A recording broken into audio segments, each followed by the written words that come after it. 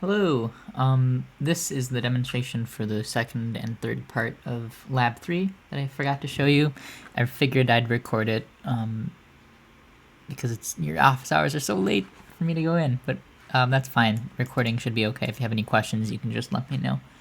I got the second part working, and honestly, I think the only issue was that when I was storing, I wasn't storing a byte. So this ended up working. I rewrote the whole thing anyways, but it works. I can demonstrate that here. Here we go. Let's put that over there. I am recording. Good.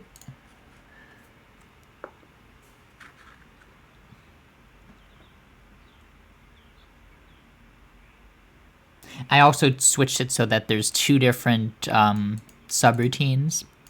They're both checking to see if it's null and checking to see if it's a character, which is including the space, because then it's going to check if it's a space. And then branch down to this subroutine, which actually stores it if it is a space. So here we are. This actually helped to figure out where it was going wrong, this disassembly, which is very useful. I did not know about that. Here we are. Where did I put it in memory? I think I'd remember. Use by... There we are, yeah. There we are. So we have I am a cane. So I'm going to step through it one at a time.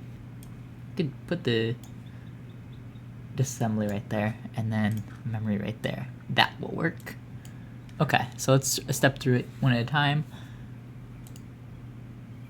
Just gonna load the pointer into R0, or load the message, then it's gonna put the new address into R2. It's gonna set R1 to 0, ending it with 0. And then load the first byte, which is 49, which is I. It's gonna go into this check if it's a character.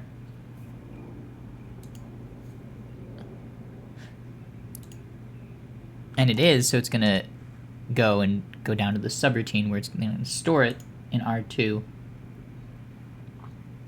which is at the address that I specified earlier, which is in R2. It's gonna add 1 to the pointer, or to the address, to the address which is gonna store, and it's gonna go back and it's gonna do the same thing.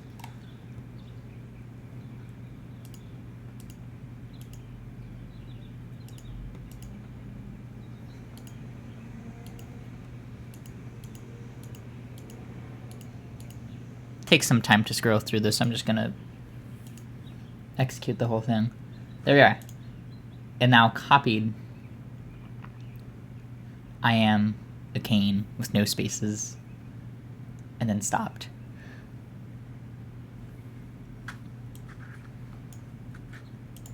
So the third part of this actually took me some time, but I figured it out by using the stack. So I pushed and popped things from the stack and then loaded it back in, which was a little interesting to figure out how it worked, but I got it to work. So in this case, my sort of example message, that's my friend Reese. He's not in this class, unfortunately. But this is his name, and it starts with a lowercase hi. So therefore, I believe it is going to be copied backwards with no spaces. So I have the same different checks here to check if it's a character. This label really doesn't need to be there. It's not doing anything. I have the same, subroutines that are checking to see if it's null or if it's a character, except that this subroutine is gonna push that same value onto the stack register, and it's gonna go back and do the same thing. And I also have another register that I'm sort of setting as the counter because then when I'm going to go into the reverse, once it reaches null, it branches to the reverse, and it's gonna take from the stack, which would be right here. It's gonna take from the stack until R3, which is the counter, is equal to 0 or null, and then it's gonna break out and, you know, not do anything anymore. So let's load this.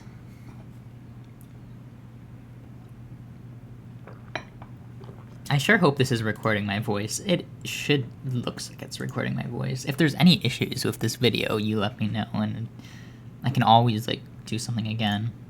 I just don't want to come in at 11 a.m. on my birthday, so...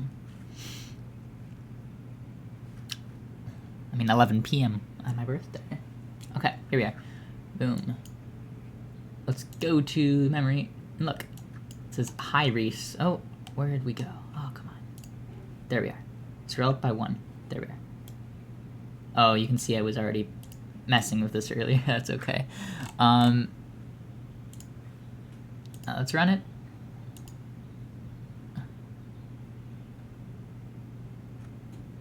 You know what? I'm gonna just do a new message to show you because it was already in there. Let's do bye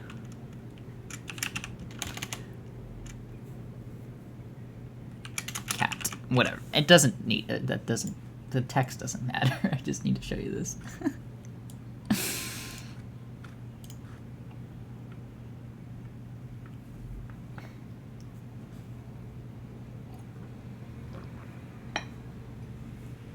This was actually kind of fun to push and pop things from the stack. I didn't really know that it could work like that, but it's kind of interesting to try to find a way to stop it when I was getting it, you know, when I was reversing it. Or else it would have just kept going down, down, down, down, down. All right. There we have by cat with the space. And now let's play it. And oh, there we are.